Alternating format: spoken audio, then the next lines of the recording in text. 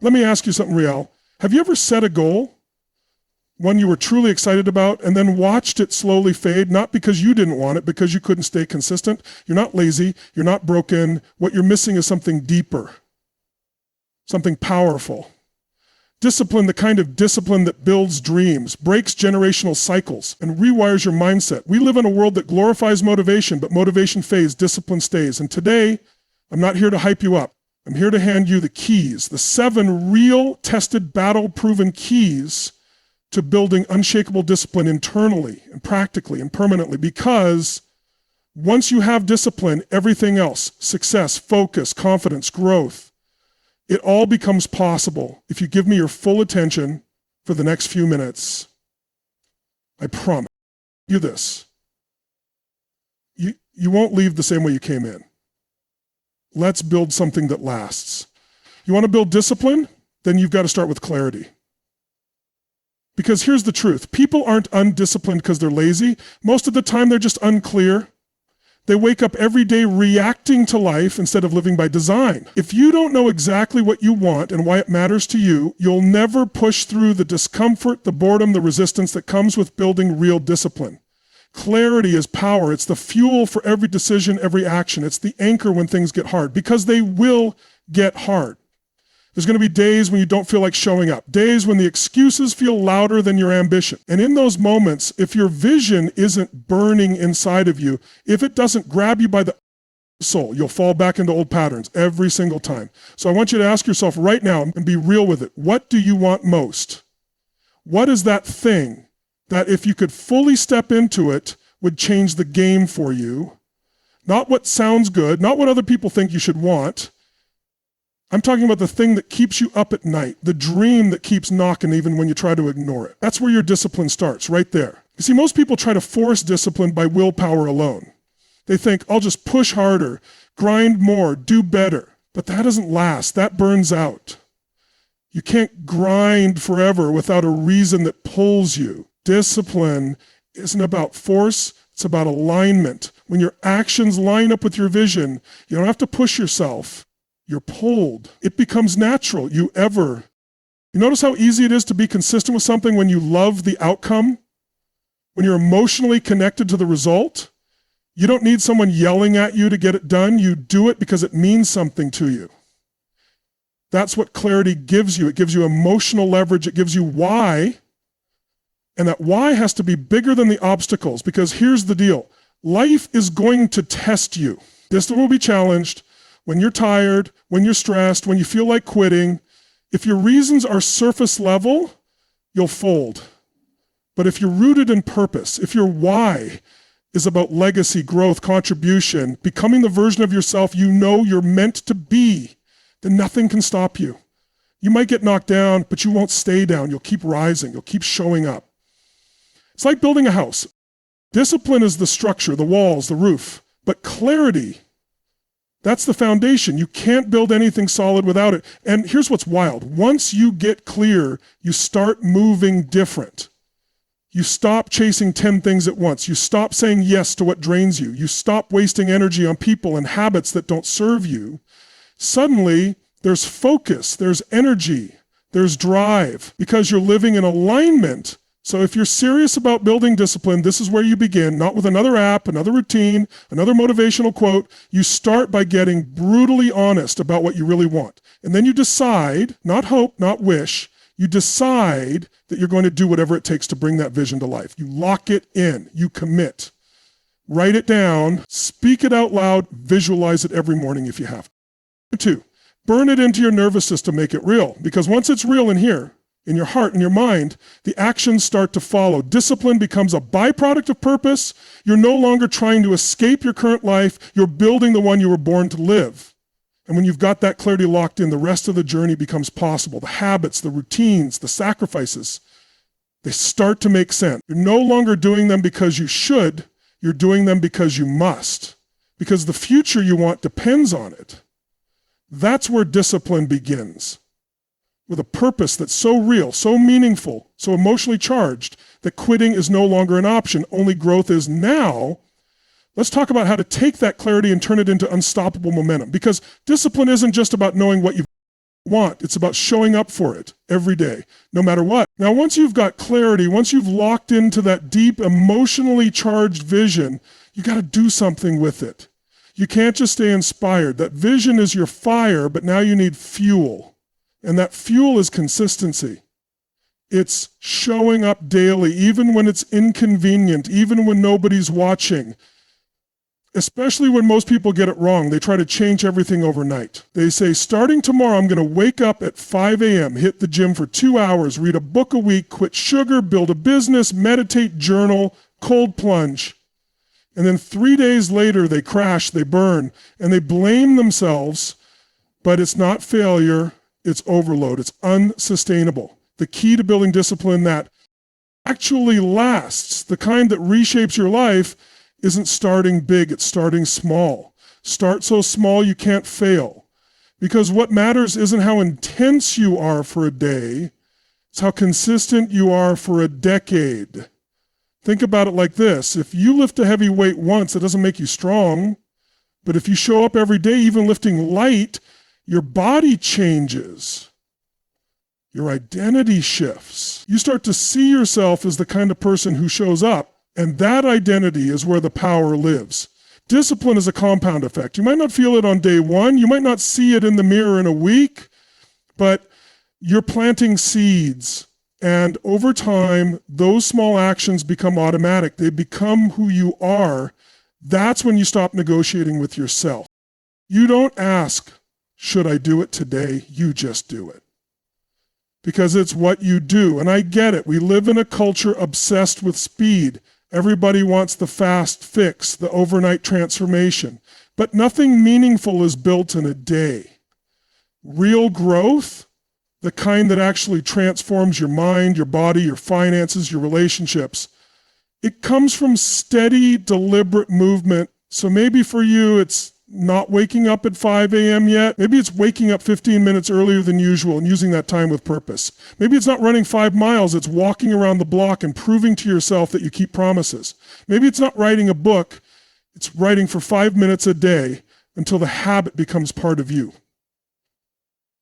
The goal isn't perfection, the goal is progress. You want to build a streak. You want to stack wins. Because every time you follow through, even in a small way, you build trust with yourself. And when you trust yourself, you stop relying on hype. You don't need outside motivation. You become your own source of energy. The other reason small and consistent works is because it builds resilience. When you start with manageable actions, you don't burn out. You adapt, you reinforce, you build momentum, and momentum is everything. Once you've got momentum on your side, the resistance fades. Starting is hard, continuing is easier. Now, let me be clear. There's still going to be resistance. There will still be days where your mind tells you it's not worth it today, skip it, you can catch up tomorrow. That's where discipline flexes its real muscle. But here's the secret. It's easier to win those battles when the task is small and achievable. When the bar is low enough to step over, you keep moving forward, and forward is all that matters. Think of it like brushing your teeth. You don't have to give yourself a motivational speech every morning just to brush your teeth, right? You just do. It's part of your identity. That's what we want to create with your habits. Small enough to be sustainable, but consistent enough to become who you are. Because the real victory isn't just in doing the thing. It's in becoming the person who does the thing. That's the shift. That's the transformation. Discipline stops being effort and starts being identity. You don't need to do it all today. You just need to do something. Something that aligns with your vision. Something you can repeat tomorrow. Something that proves to yourself, I said I would, and I did. Do that long enough and you become unstoppable. Because the future isn't built in massive leaps. It's built one small, intentional, consistent step at a time. And when you've mastered that level of consistency, when you've made it non-negotiable, then you're ready to take control of your environment so that the world around you starts working with your discipline, not against it. Now, once you've got clarity, and you've started moving with consistent action, even if it's small, There's another layer most people completely overlook. And this one, it's a game changer. You've got to take control of your environment. Because here's the truth. Willpower alone is a terrible strategy. Willpower burns out. It's limited. And if you keep putting yourself in situations where you have to fight against distractions, temptations, and triggers, you're setting yourself up to lose. Discipline isn't just about what you do. It's about what you allow. It's about what you surround yourself with every single day. Your environment is either working for your discipline or against it. Every piece of it is influencing you, even if you don't realize it. Think about it. If you're trying to eat clean, but your kitchen is full of junk food, you're going to be battling that temptation 24/7.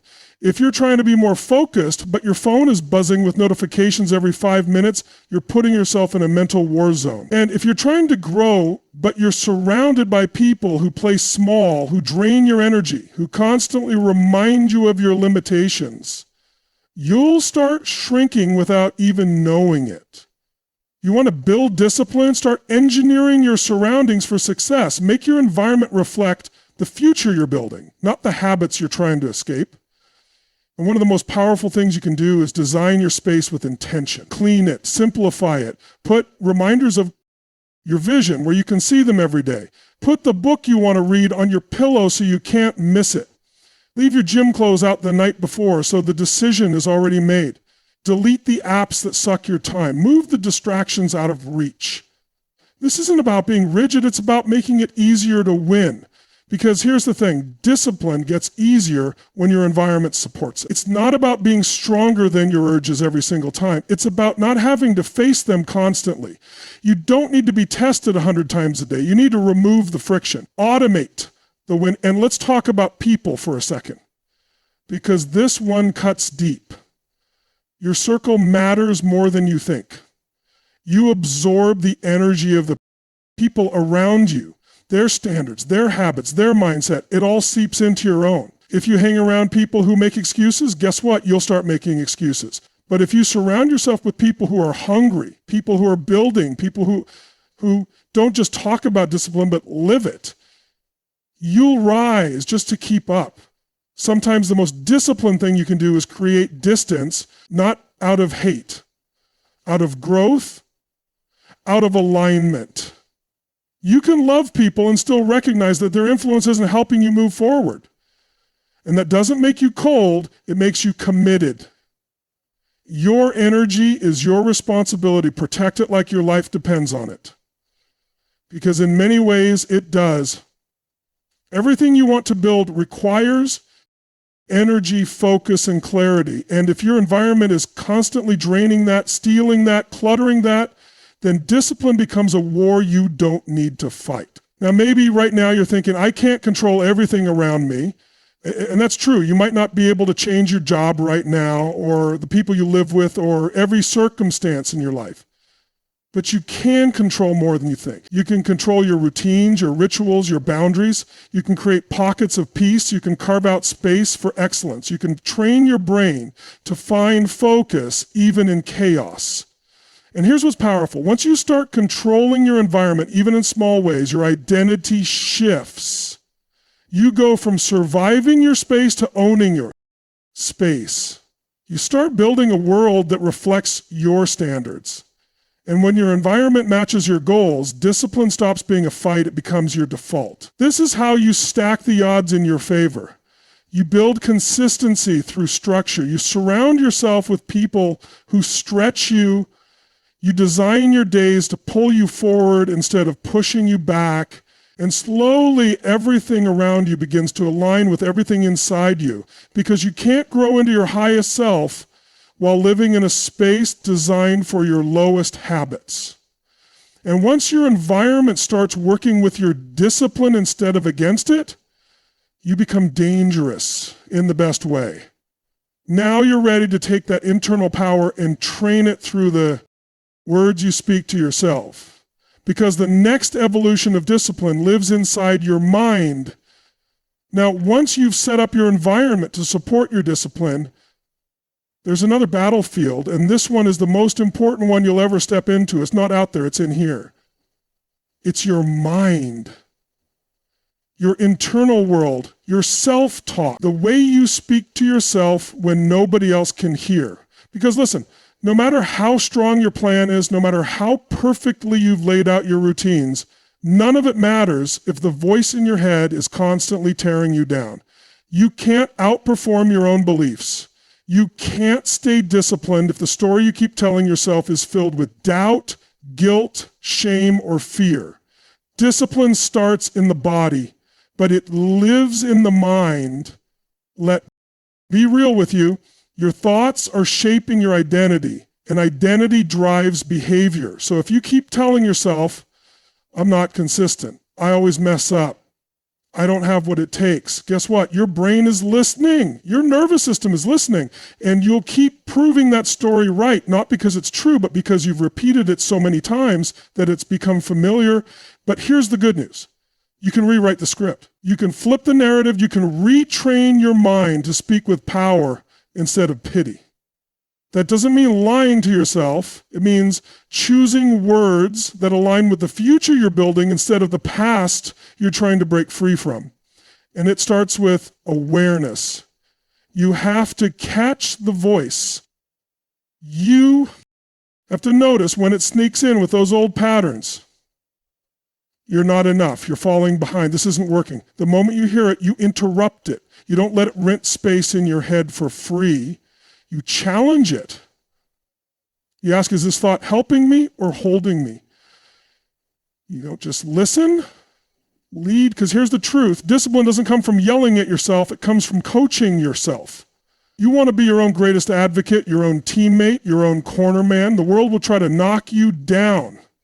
That's inevitable. But if you've got your own back mentally, you can take the hit and still rise. And this isn't just mental fluff.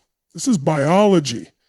When you speak with conviction, when you use your physiology, your brain releases different chemicals. Your posture changes, your decisions change, your energy changes. That's the power of your self-talk. It's not just words, it's fuel. It's focus, it's fire. But you've got to be intentional. You've got to train it. You've got to start replacing those automatic negative thoughts with a conscious narrative. It can be as simple as, I keep my promises. I don't need to feel ready to take action. I am building discipline every single day. These aren't cute affirmations.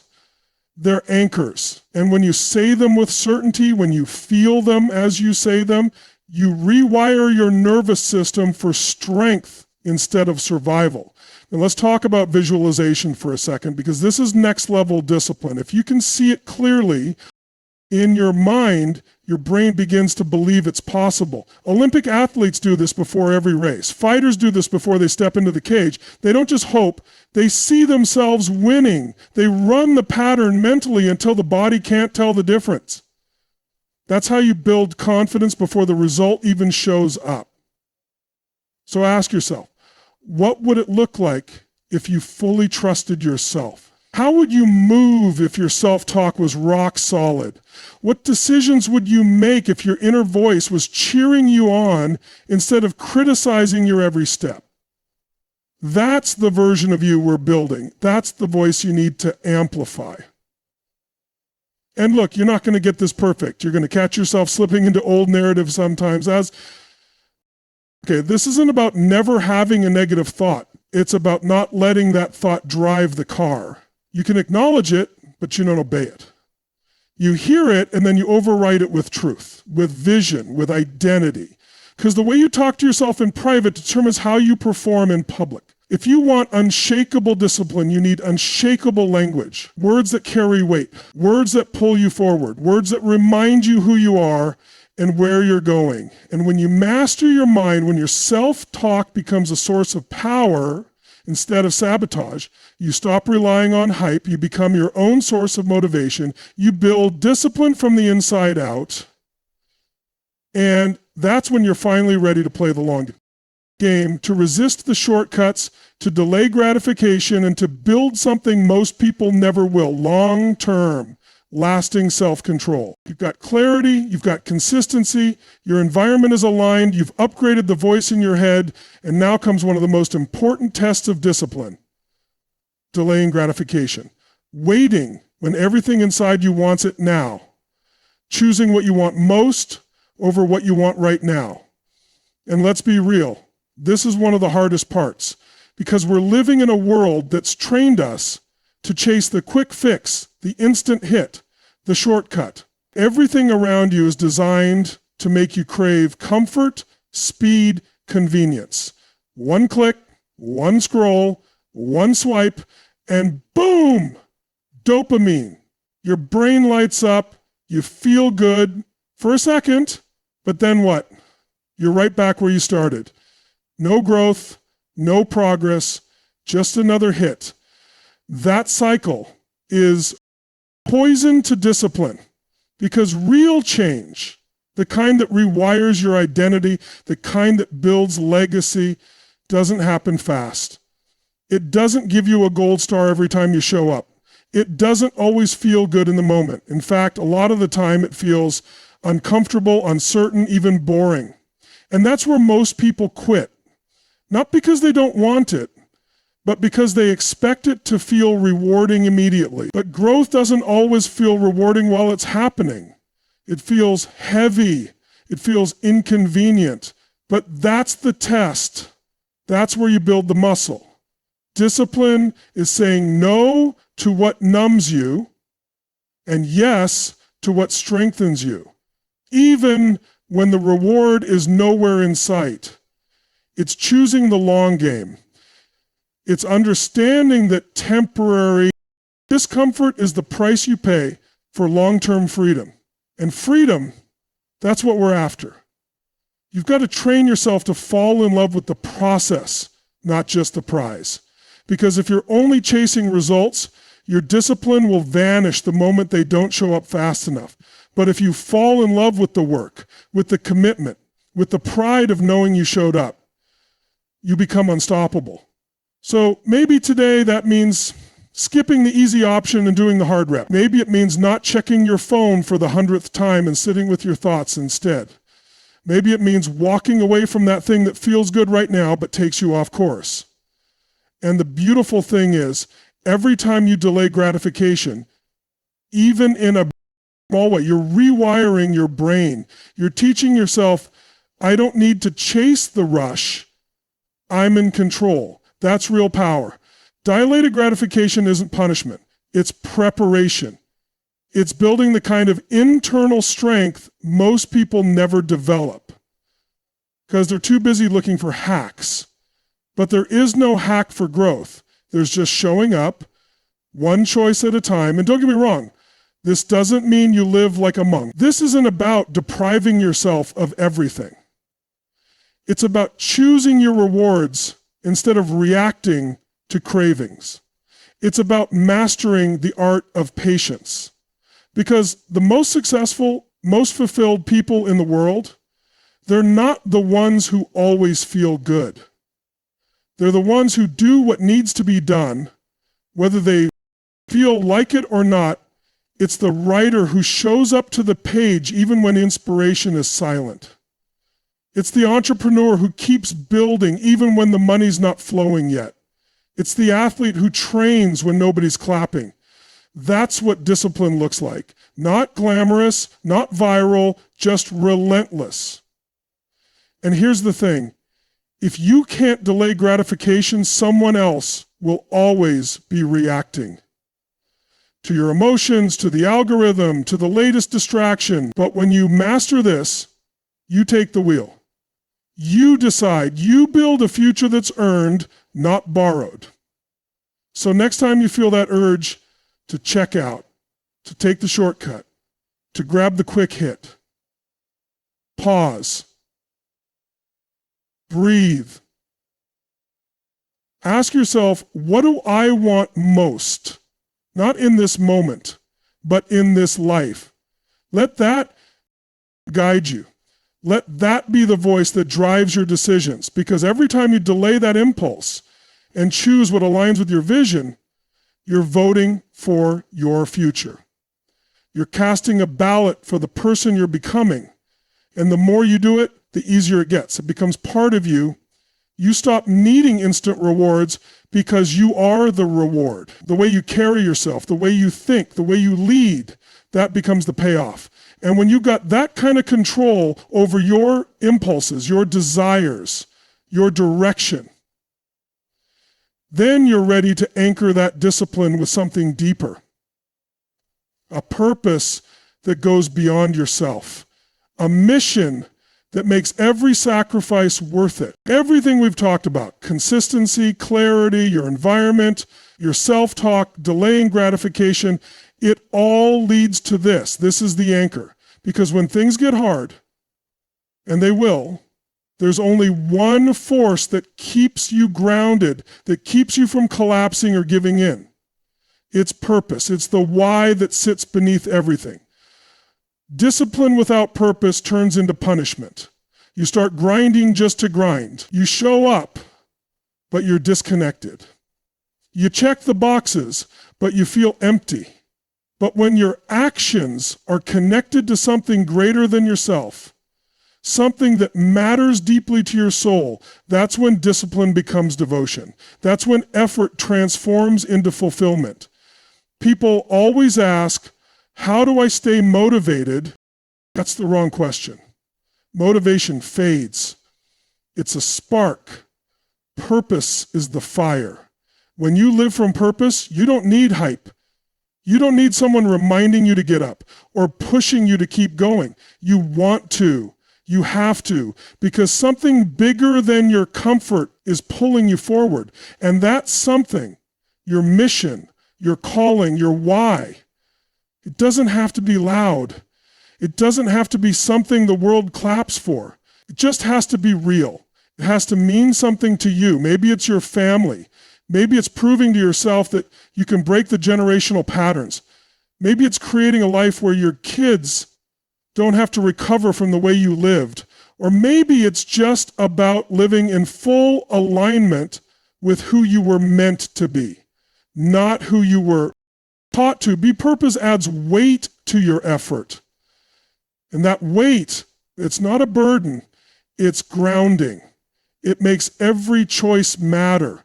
Because now, when you wake up early, when you resist the distraction, when you show up on the days you don't feel like it, you're not doing it for a dopamine hit. You're doing it for legacy. You're doing it for impact. You're doing it because you refuse to let your potential rot in the graveyard of maybe someday. Let me tell you something. When you've got purpose, pain becomes fuel. The struggle becomes sacred. You stop running from adversity because you realize it's shaping you, molding you, training you for what's next. Discipline without purpose is just pressure. But discipline with purpose, that's power. And look, your purpose has to be perfectly clear in the beginning. It evolves. It gets sharper the more you listen, the more you move, the more you reflect. But even a whisper of it is enough to light the path. You just have to be willing to listen, to trust that there's something inside you that's meant to serve, to lead, to give, to contribute, because purpose isn't about you. That's the shift. Purpose is what takes you out of yourself. And ironically, that's where you find your greatest strength. When it's not about proving something or chasing applause or being the best in the room, but about becoming the best version of yourself so you can serve more powerfully, so you can lead, uplift, and leave a mark. You think discipline is hard? You haven't seen what happens when someone aligns it with purpose. That's when it becomes effortless in the long run. Not because it's easy, but because it's worth it. The resistance loses its grip because the mission is louder than the excuses. And here's the truth. When you find your why, you unlock a different gear. You push further. You recover faster. You rise from setbacks with fire in your eyes because you're not doing it just for today's pleasure. You're doing it for a future that deserves your absolute best. And that's the kind of discipline that can move mountains. That's the kind of discipline that doesn't die when life punches you in the face, So you've got to ask yourself, what's all this effort for? Who are you becoming? What does your life stand for? Because if you don't know, the world will. It can give you distractions and call it purpose. It'll hand you applause and call it meaning. Don't fall for it. Go deeper. Build something that will still matter 5, 10, 20 years from now. You don't need to have all the answers today, but you do need to stop living disconnected. The cost of a life without purpose is too high. It steals your fire, your voice, your greatness. And the world doesn't need more disciplined people. It needs more people who are disciplined for a reason. So, reflect. Connect. Because once your discipline is anchored in purpose, you become unstoppable, not because it's easy, but because quitting is no longer an option.